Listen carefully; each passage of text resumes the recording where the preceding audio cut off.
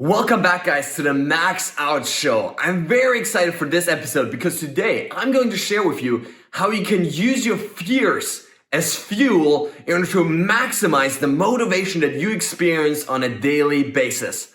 Now, this might sound a little bit counterintuitive, but here's really what I mean by this. From an evolutionary perspective, the human brain evolved with only one goal in mind. And that goal is not to make us happy, it's not to make us motivated, it's not to make us successful. That goal is to ensure survival so we have enough time to pass on our genes for the next generation. And so in order to do that, the human brain evolved two motivational systems that actually we share with most animals out there. Approach and avoidance. Pleasure and pain. Running towards something or running away from something. And so this system essentially allowed the human brain to evolve in a way where we get to, seek as much pleasure as possible, meaning do as many things that are good for our survival, and at the same time avoid all of the stuff that might mean potential danger, right? And so we evolved to, chase as much of the stuff that feels good, right? Getting as much food, or back in the day, or still to this day for many people, seeking as much sex as possible, for example. Well, at the same time, we're designed to avoid any kind of potential threat in our lives. The snake on the ground, the enemy tribe approaching, looking stupid and foolish in front of our friends and family so they might kick us out of the tribe. And so the interesting thing here is that research has shown that pain is actually much more powerful motivator than pleasure. Meaning we will do much more to avoid pain in our lives than we'll do to gain pleasure. And this again makes sense from an evolutionary perspective. Because if you miss something good once in a while, if you missed a banana tree, well, there's always another one next time. But if you miss the pain, if you miss the danger, if you miss the snake on the ground and you get eaten, guess what? It's game over. You're done.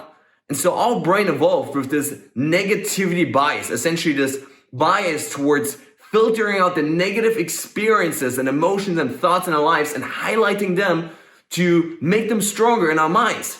And so the way most people then live their lives is they have fear hold them back. Why? Well, think about this.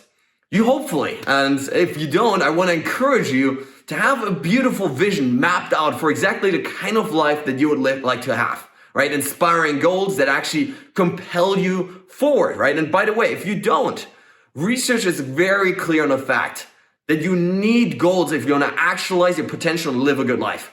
People with specific and clear goals in their lives do not just have more clarity and intention, they also experience higher levels of happiness and positive emotions. They have greater motivation and therefore also greater success in life. And so if you don't have a clearly defined future mapped out for yourself, well, then that's the first place to start. But the challenge in this, then, when we have these beautiful goals, is that goals do not come without cost. Every goal deserves or really demands a certain price tag that we have to pay in order to achieve that goal. Being incredibly fit and healthy, for example, requires that we work out every day and eat nutritious foods. Being an outstanding student requires that we sit down on a butt and spend hours a day studying. Being in a deeply loving and beautiful relationship of any kind requires that we practice honest and courageous communication, that we share more of ourselves on a daily basis. We go a little bit deeper. And so goals come at a cost. The pleasure that we get from achieving our goals comes at the cost, at the pain of pursuing these goals, right? There's fears and insecurities and doubts and pain and suffering involved in the process of moving towards our goals. And so on the one hand, we have this goal that's pulling us forward. At the same time, we have this pain that's kind of stopping us. And that's what creates this self-oppression and the self-sabotage that most people struggle with in their lives. They want the goal, yes, but at the same time, they don't really want to pay the price. They don't really want to go through the pain. And so that's why some days, we're so motivated and driven and we pursue our goals.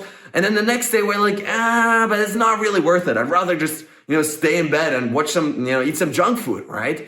And so what we want to do in order to maximize our motivation is not just have pain in front of us holding us back, but we also want to create immense and massive amounts of pain behind us that are pushing us forward. Here's what I mean by that. What we need to do is define our personal hell, our personal terror, the worst possible life that we can live if we do not spend time honoring our truest potential, if we do not master ourselves. It's by contemplating the worst possible version of ourselves that we get to create the best possible version within ourselves. Why? Because when we contemplate the worst in us, when we clearly define what does it actually look like for me if I keep going on this path? And by the way, Lao Tzu, the great ancient Chinese philosopher, said that if you do not change your direction, you may end up where you're going. If right now you're headed in a negative direction, if right now you have negative limiting habits and old stories and negative limiting emotions that are holding you back, and you do not change your direction, you will end up where you're going right now. And that future, whether it be in 1 month or 1 year or 10 years from now, is going to be very horrible. It's hopefully going to be very bleak and terrifying to you. And so what you want to do is you want to deliberately not just craft beautiful goals and inspiring visions for yourself, but you also want to get clear on that personal hell of yours. You want to get clear on how painful, how much suffering there will be if in the future you have not changed, if in the future you keep going in these negative directions or you pick up some of these negative habits, and you want to clearly define what that worst, the weakest, the most evil version of you will look like if you do not deliberately overcome it every single day. Why? Because that is pure pain. Hopefully you have that personal hell of yours that is so powerful, so intense, that you will do whatever it takes to run away from that.